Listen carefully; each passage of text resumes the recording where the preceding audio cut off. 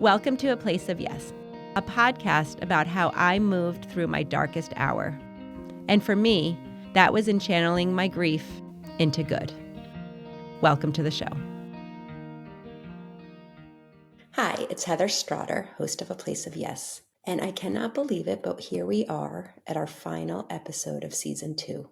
In so many ways, this season has flown by, and I'm just so grateful for all of you who have been on this journey with me. I feel like season 2, we tried some new things, we talked to different types of guests, and we really grew a lot. And I really love that. I actually think we found our focus. We found the areas where we really connected to other people and we found an audience. So I appreciate all of you, those of you who've been with me from the beginning, just listening because you're my friend or my family and you have to those of you who have found us along the way. And I just am really grateful for you all being here with me. For our final episode, I wanted to do something a little bit different. I'd actually listened to a couple podcasts who did something similar, so I am inspired by them. But I love the idea of just reflecting on the season. And for me, there were a handful of episodes that really just stood out. Some of it was because of my personal connection with the guest.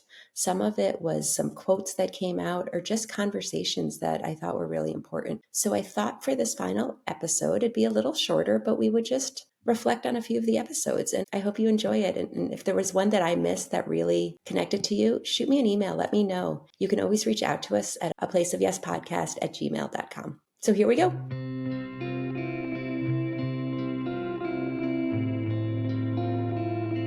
David Robinson was an early guest in season 2. He is a friend. He is someone I've known for many years through the work we do at Jake's Help from Heaven, and he's Miles's dad. What stood out in this conversation the most to me was just how raw David was. He let all of his emotions out, and I think that's something that so many people connected with. He let us know when he was angry, when he was sad, when he was scared, but also you could feel the joy when he talked about his family, when he talked about Miles and Oliver and his wife Jolene. You knew how sincere all of his emotions were. He shared with us a pretty raw, just really deep story about this place they were at in Miles's care. And he shared about an upcoming surgery. And the clip we're going to listen to talks about him kind of working through that process and coming to terms with everything that they've had to endure with Miles's illness and just how happy they are that they are still together as a family and what they're willing to do to keep that and to keep Miles is happy and is safe and is here for as long as he possibly can. And it's something that I just really connected to in that conversation. Miles reminds me a lot of Jake, and I just love this conversation with David.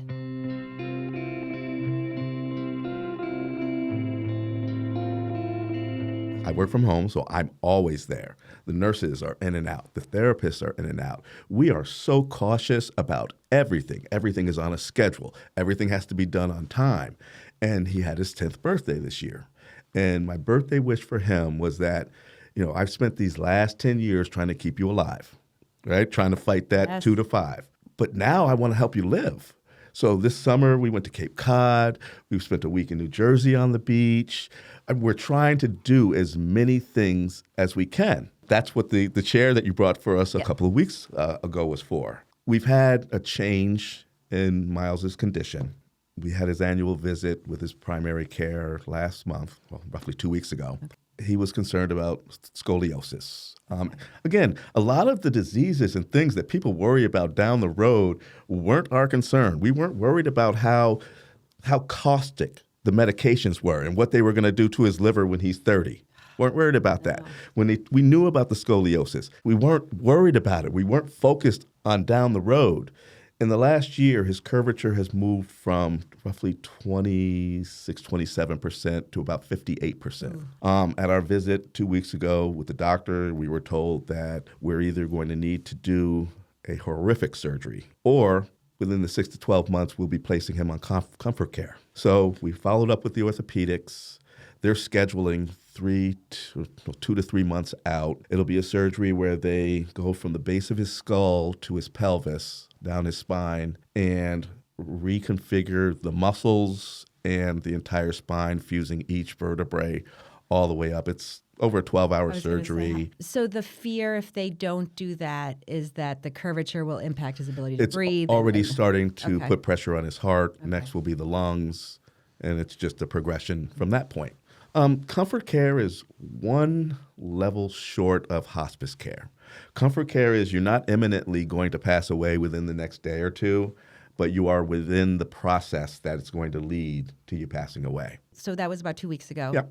You didn't see that coming, I'm assuming. So we, Or I mean, it's a loaded no, question. Yeah. look, we're on top of everything. I mean, we've been dealing with the orthopedics for several years. He had a Scully vest that we've been over the past year. When I was at your house, We've been getting it fixed at least 3 or 4 times because it's not quite fitting on him and it's moving and it's also not working, which is what we were told during our visits 2 weeks ago. So now we're exploring our options. We're definitely going to move forward with the surgery. It's just a matter of where. So we have a referral into Shriners. Okay. We have an appointment with New York Presbyterian in a month. So if you listen to the episode and you hear the fear in his voice, know that they are on the other side of that.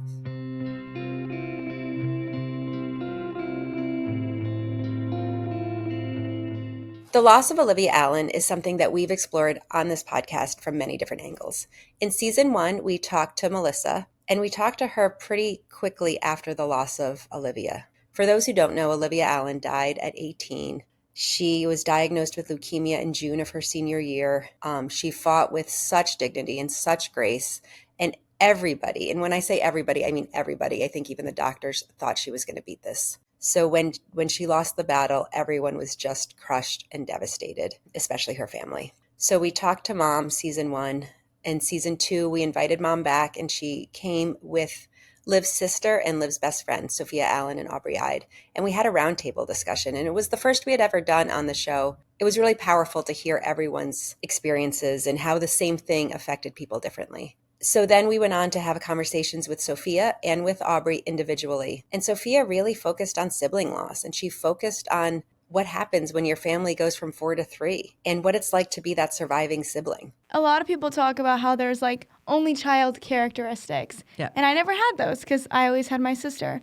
When I think about those type of situations, I'm like, no, I have a sister. Like, that's not me. But then like people are talking about their siblings, and it's like, I don't know where I like stand anymore. I don't feel like I'm an only child, but I also don't have a sister who's like living in like the present and the future. It's hard watching your parents go through that. Did they die? No, but it feels like I'm grieving them too. Like my life is not the same for so many reasons. Knowing my parents will never really be truly like happy again.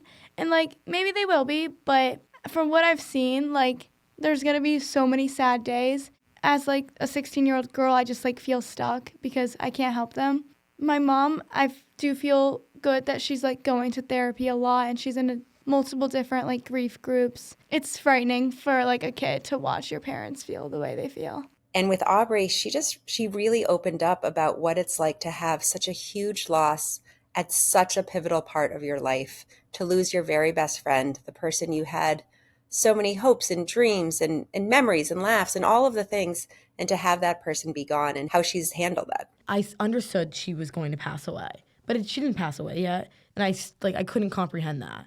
Like, that's not like we've lived 18 years. Like, what do you mean she's going to pass away? Like, that wasn't really a thought. It was just seeing her like that was the hardest part, because I was so used to tan skin, beautiful Olivia. Even when she had cancer, still beautiful. But like she just did not look anything like herself. And I was just so hurt, I think, watching her suffer. So like I said, we did a lot of talking with the Allen family and with those associated, those who were close to Olivia Allen. Her story is nothing short of inspirational and nothing short of tragic. So I highly recommend, if you haven't listened, to give the roundtable a listen and to listen to each of the episodes. Olivia touched so many people, and you can really feel it through her mom, through her sister, through her best friend. And it's just a story that is so relatable for a lot of people, and also just an inspiration, right? I mean, I think we can all benefit if we live like Liv and live like her family.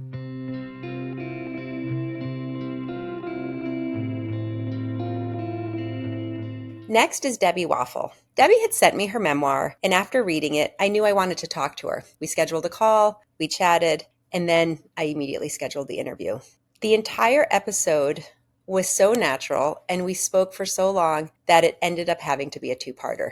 Her vulnerability, her honesty, her warmth makes Debbie feel like you are her very best friend. There was something really special about that conversation. I think people really connected to just her complete openness, like she was just completely honest. I still remain in touch with Debbie. I'm so grateful that she sent me her memoir. I'm so grateful that she reached out, and I'm grateful to now call her a friend. A person, a healthy person, that night that Kelsey passed away would have realized something is seriously wrong with me and have gone to the emergency room. She was so accustomed to being in pain, to being told, you're okay, there's nothing we can do, that I honestly think that she thought, don't go to the emergency room, don't ask mom to come over. This is just the way it is. And I think that if she hadn't lived that way, she would have asked for help. Done something. A woman said to me, there's this grief jar metaphor, you should look it up.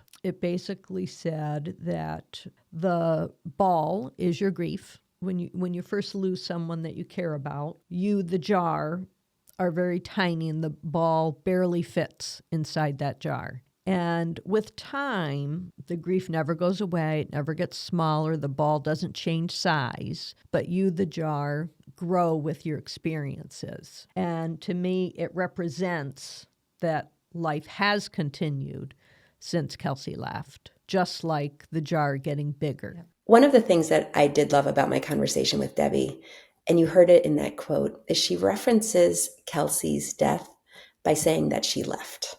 And that might seem odd to some people, but to me, it was where I think we really connected, because I talk like that. I sometimes say, Jake left. I don't mean it in a bad or sad way. For me, it's a little easier than saying, oh, when he passed away or when he died. I just think of it as like another chapter. He left. Debbie talks about in the episode this box that she collects of things that her and her husband and just life experiences they've had since Kelsey left. And she calls it the Since You've Left box. And it's similar to something that, we do here for Jake. We don't keep it in a box, but we pick up mementos along the way. Sometimes we bring it to his grave. Sometimes we just keep it at the house. I want to take a minute just to mention Debbie's book. Her book is called My Grief Jar, Still Growing After the Loss of My Daughter. It's a memoir. You can buy it on Amazon. I highly recommend it. It's raw, it's beautiful, and it gives you a true sense of Debbie's journey.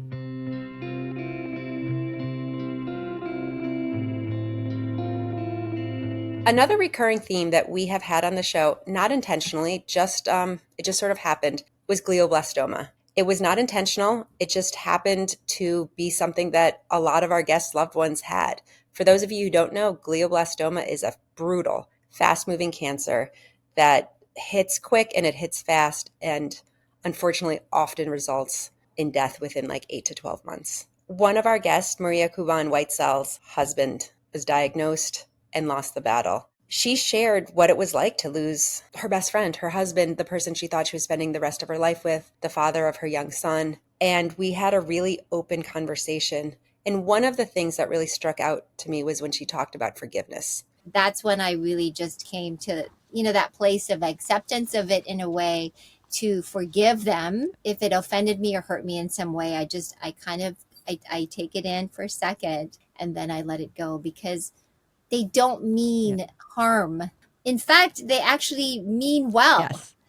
They think they're trying to help, and they think that they're offering you some comfort in that way. But so I guess in that sense, it's fine. It's fine with me, and I've come to a place of I'm okay with it. Being one that can sometimes hold a grudge, I learned a ton from her, because she really focused on the fact that we have to see the good in people. And even when people say something that hurts our feelings or that we react negatively to, they probably didn't mean it that way. And if they did, what's the point of it letting us bring us down? She said, just forgive. It's really that simple. That message has stayed with me and it's helped me. I highly recommend Maria's book as well. It's called You Can't Do It Alone, A Widow's Journey Through Loss, Grief, and Life After. But I would say it is not just for that specific loss. It's actually written in such a unique way. It's written where she writes a chapter, and at the end, there's a therapist who sort of gives an explanation to some of the things she's writing about and just talks about the process. And I found it really, really helpful. So again, the book's called You Can't Do It Alone: A Widow's Journey Through Loss, Grief, and Life After. Thank you so much again to all of you who've listened throughout the season. Whether you've listened to one episode, many episodes, a handful, I'm just happy you're here. Sometimes I feel like I talk out into the abyss, so it's always nice to hear that other people are listening or reflecting or just being part of our journey. We are taking a brief hiatus, so there will not be an episode next Thursday. We will be back in October with season 3. In the interim, I hope you catch up on old episodes. Shoot me an email. Again, so you can always find me at aplaceofyespodcast@gmail.com. You can find us on Instagram, A Place of Yes Podcast. You can find me, Heather Straughter. I would love to be connected, and I love feedback. The good, the bad, the ugly. Feel free to share it. Anybody you recommend for a guest for next season, any type of person we haven't covered that you would love to hear about, I am open to all the ideas. I look forward to continuing this journey with you guys. Again, thanks for being here. Thank you for listening to A Place of Yes. Please follow us wherever you listen to your podcasts. If you really like this episode, please share it with a friend. It would make a world of difference if we could just reach more people and share the work that we do and the stories we want to tell. Thank you so much for watching.